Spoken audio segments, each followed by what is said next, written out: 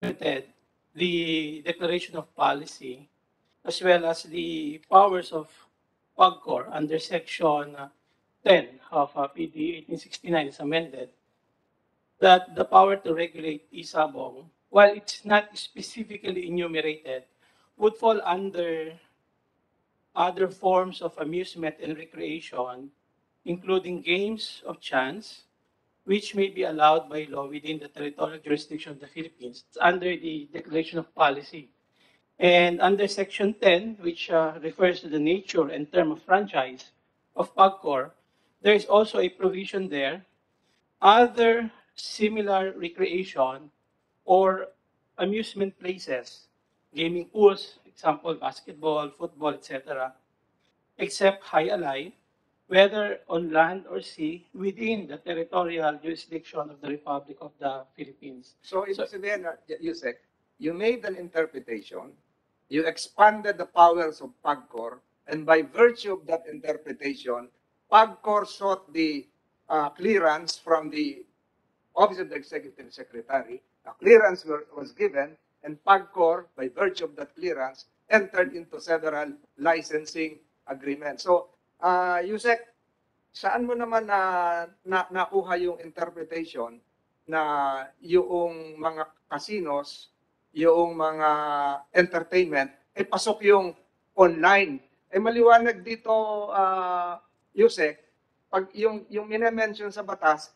yung meron lugar, time, place, and manner. Casinos, entertainment centers, lugar po yun. Ito pong online, virtual ito.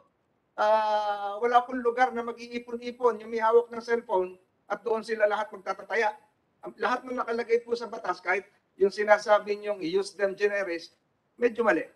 Medyo mali. Kasi ang pinag-uusapan dito, lugar, amusement places, gaming pools, even basketball, and etc. etc. So, ayoko makipag-argue sa iyo.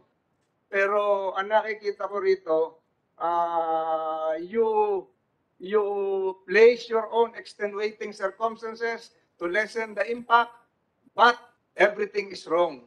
Papatunayan ko mamaya kung paano nagkamali ang opinion ng DOJ, Mr. Chairman. Bigyan kita ng example. Nakalagay dito sa inyong opinion na dapat ang PAGCOR ay susunod. I'll cite your page 10. Page 10 of your opinion. Nakalagay po dito, theoretically, isabong is theoretically a form of gambling of bets placed online or in off-site betting stations on live cockfighting matches. So, ibig sabihin nito, Yusek, ganito kailangan merong live cockfighting matches, according to your interpretation. So, the remote coverage via my cellphone gadget is a mirror image of a live cockfighting match. Di po ba?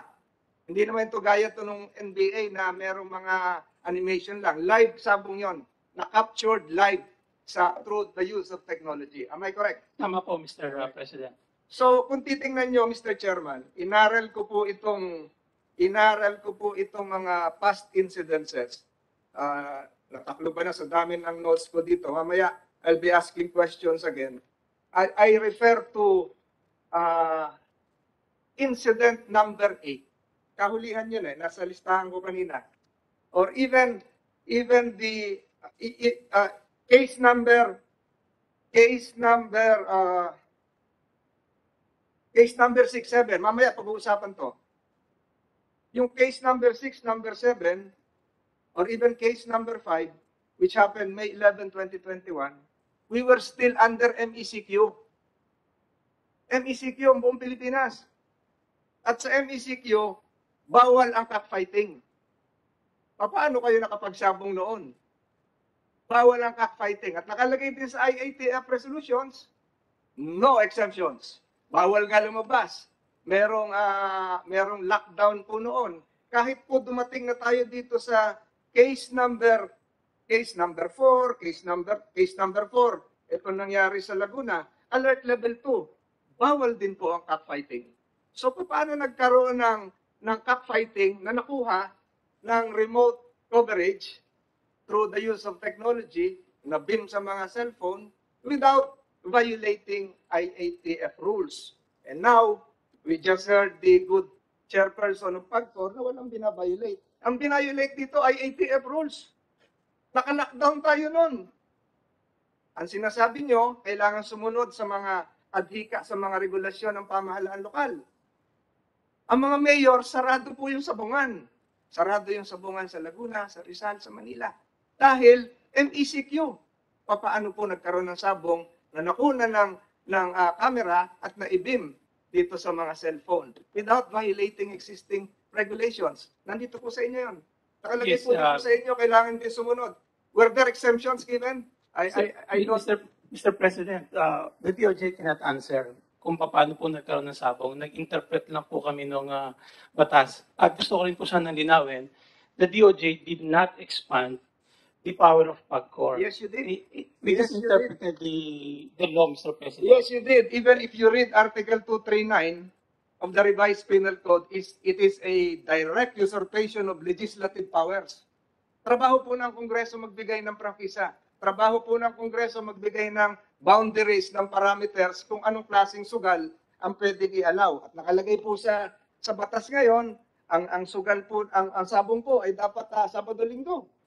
O merong isabong tayo ng Lunes, Martes, Merkules, Huwebes, Biyernes, di ba? So wala pa ba kayo nakikita pag-court din doon na violation which would be a ground for the suspension of a license or the operations of isabong? I'm referring this back to DOJ kasi nagsimula lahat ito sa pag-issue nyo ng erroneous interpretation of the law. The law is what is written. Kung hindi nakasulat doon, hindi yung batas. Ang pwede lang pong gumawa ng batas, Kongreso, Senado, hindi po DOJ. Naniniwala ka ba doon, Yusek? Definitely, Mr. President, wala pong kapangyarihan ng Department of Justice na gumawa ng batas. Ngunit being the Attorney General, may kapangyarihan po ang DOJ na magbigay po ng sarili niyang interpretation na pwede pong maging Kaya yung gabay. interpretation mo, Yusek, kaya ito hindi ko dapat sabihin, kinocompute ko yung edad mo. Kinocompute ko yung edad mo. Toddler ka pa lang. Si Senator Lacson, si Senator Bato, law enforcers na to. Toddler ka pa lang, presiding officer na ng Sangguniang Panlungsod ng Quezon City si Senate President Soto. Gumagawa na ng batas. Naintindihan po namin yan. Sinasabi ko rin to na siguro grade 5 ka, nagtuturo na rin po ako ng batas sa law school. So don't skew your interpretation that would make us believe that what you're saying is canonical now. If you are trying to interpret our legislative intent, ito na nga yung intent, wala nga sa batas kasi baka ang gusto ng Kongreso, dumating yung tamang panahon na harapin ito, na magkaroon ng public hearing kung ano ba dapat ang gawin pag may isabong. Hindi na po nagkaroon ng public hearing. Gumawa kayo ng interpretation, sinunod ng PAGCOR, ipinatupad na. Hindi niya na sinama ang Kongreso. Yun lamang po, Mr. Chairman, at mamaya magtatanong pa ako. Thank you, Senator Tolentino and Attorney Orta. You're raising your hand, Mr. Charlie Atongang. Yes, Your Honors. Huwag ka masyado mahaba, ha? Yung, okay. Sasalita po ako sa dalawang bagay. As Lucky 8, inamin ko po, nasabi ko sa inyo, kailangan, pasensya ka, hindi ako narating noon nakaraan dahil kita niyo ng boses ko, tsaka lagi ako inuubo dahil nagka-COVID ako noon nakaraan. Pero, excuse me, negative ka? Negative. May side effect on ano. Thank you, thank you. Anyway, Continue. as dalawang klase, Lucky 8 at saka as gaming consultant ng mga sugal. Makakapagbigay ako ng idea rin sa inyo. As Lucky 8, owner of Lucky 8, mamaya sasabihin ko sa inyo lahat to para magaydan lang. Parang ano na ang Lucky 8, parang ginano nyo na guilty eh. Hindi naman trial by publicity, papatunayan ko sa inyo na may conspiracy rito. Okay?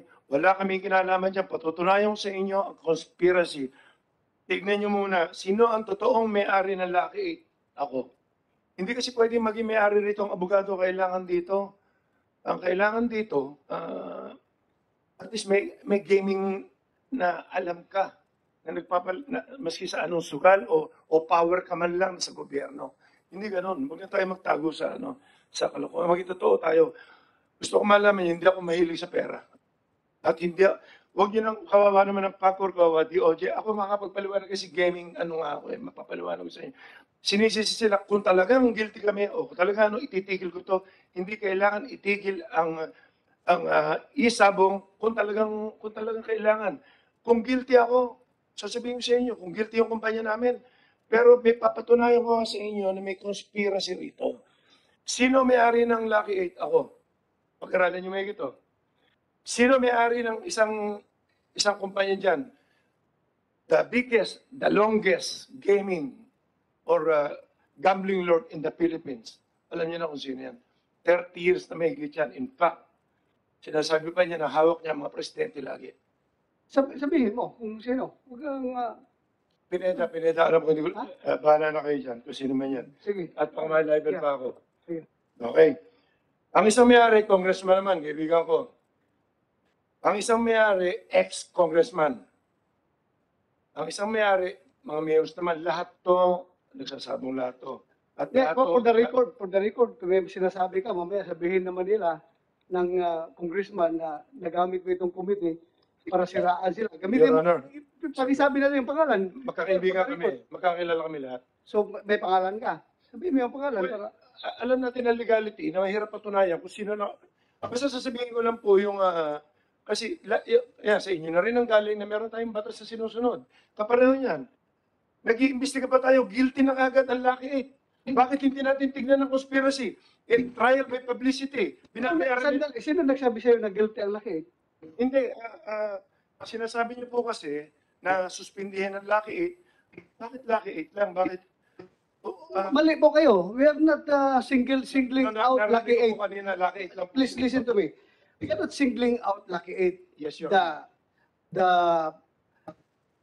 We are recommending for the cancellation of the permit to license to operate of the 7 licenses as provided by PAGCOR. Kaya hindi po single out yung Lucky 8.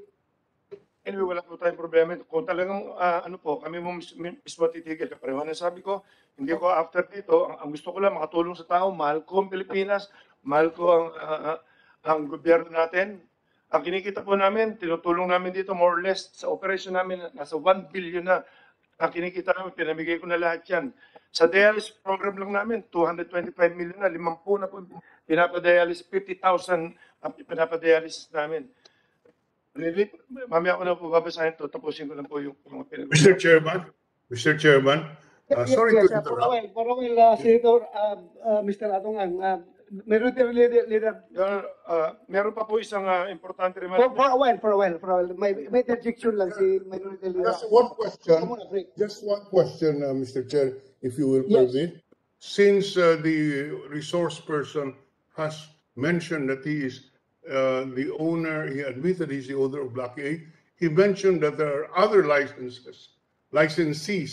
Would the good resource person be able to state on the record who are these licenses of Isabong?